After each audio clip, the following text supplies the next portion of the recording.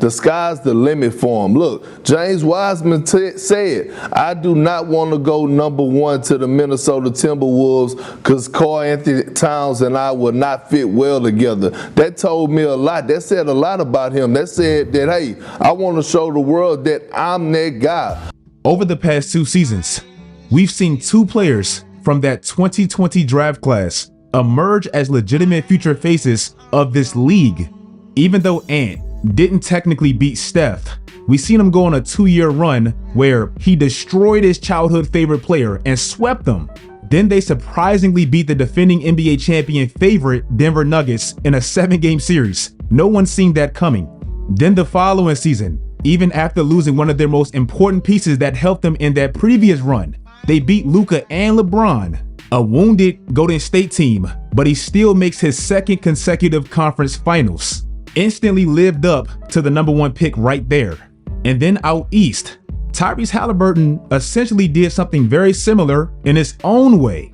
It felt like he broke Milwaukee 3 times. Right here in this tournament is where it started, and then the real tournament twice. Makes the conference finals in 2024, and then goes on one of the greatest playoff runs we've ever seen. Literally almost disrupted history last finals if he just didn't get hurt.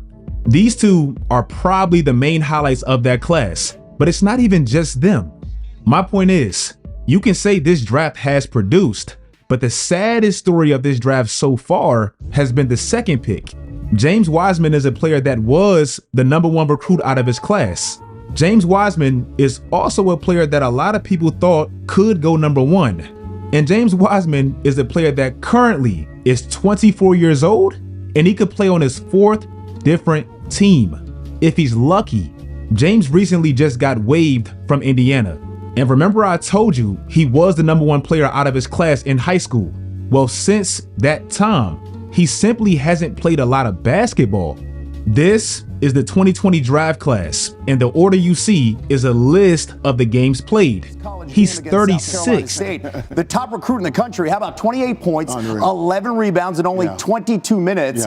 You said, wow. Yes. What else do you want to say about this story? What's your big reaction? It's incredible because you're talking about a Memphis State team that had the potential of actually hanging the banner at the end of the year. Now they have no shot.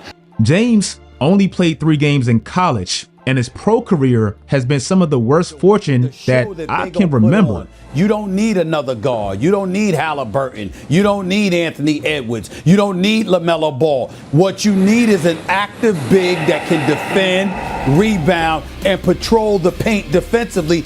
Even in the year Golden State actually won their last championship, their Achilles heel has always been size. James didn't want to go to Minnesota, and he made that very clear. So Golden State felt like that perfect fit, right? They lack size. He's supposed to be the best big in this draft. Historically, at least in the Steph era, they draft and develop extremely well, and he needs a little bit more development, and the vets are right there. Again, on paper, it seemed like it would be the ideal situation for everyone involved. It just wasn't. Listen, come here. I told you, if you're open anyone for him, hit you. You can catch that ball right there and make a play. I didn't see it. But you didn't see it. That's my point. Always see the ball. All right. Because I got you in open space against Marc Gasol. I like that. You see me? Come on. Draymond admitted he hasn't always been the best mentor to Kuminga. He obviously wasn't the best mentor to Jordan Poole, but it felt like he really tried and seen something in James. James is very athletic, and the talent has always been there. It just had to be molded into winning complementary basketball, especially there.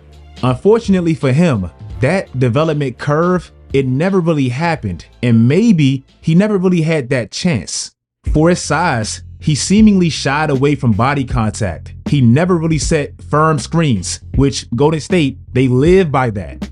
And the speed of the game, it always felt overwhelming for him. It damn near felt like an overgrown high schooler inserted into an NBA lineup, and it basically was. Let's move over to the Warriors because James Wiseman suffered a meniscus tear in his right knee, could miss the rest of the season, sources told our Adrian Wojnarowski. Wiseman, the number 2 overall pick, of course, in the most recent draft, suffered the injury in the second quarter of Saturday's victory over Houston.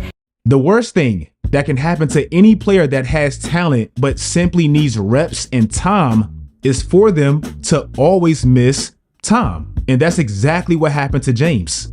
This man got drafted during COVID. Remember, he only played 3 games in college. In his rookie season, he played no summer league. He played no preseason because of those conditions. So just think about it like this.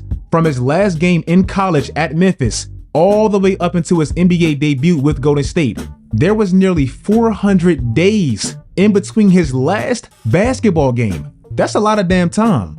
Then his rookie season, yeah, it's up and down, but then it gets cut short because of a knee injury, more time lost. Then the following season, the team that drafted him out of dire need of his positioning, they win an NBA championship without him. And bro, look at the absolute mess he comes back to. It's gonna leave a stain on their relationship that it will never be the same. And not just with those 2 human beings, with anybody that's close to Jordan. And I'm gonna tell you another secret. With the organization too. Even as champions, terrible vibes collectively, and still instant expectations for the number 2 pick of a draft.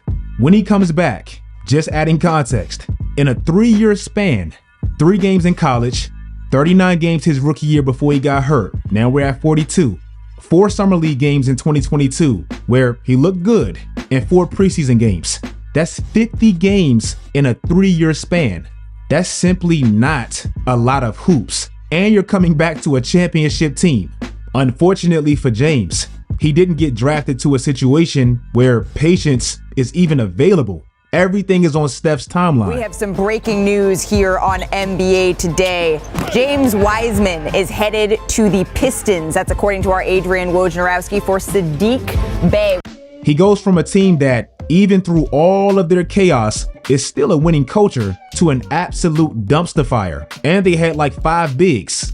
He did have some nice moments in his brief stint with the Pistons, but he still did battle lingering injuries. And with the direction Detroit was clearly trying to turn their franchise towards, his services simply weren't enough to keep. He still always felt like a second chance project. I mean, I'm already a big that can run the floor, that's mobile. So, I mean, just with their fast-paced offense, so I can be able to fit in really well. But just being able to do the small detail things, being able to be up to touch, talking on defense, just bringing my personality to the game in terms of the defensive side, and just being able to just be an anchor.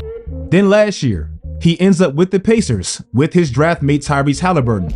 In his first game with Indiana, against the team that literally just let him go, he scores 6 points in his first 4 minutes. And then he tears his Achilles. Probably the worst injury you can have in sports. They're gonna get him out. Look, Wiseman is a special player. To judge a guy at 19 years old, this guy can be your future for the next 10 years. So be patient, use the talent that you have, and you're gonna be okay. James Wiseman might not be the prototypical modern big that we look for now, but I do think he got robbed of a lot of developmental time that most young players simply need.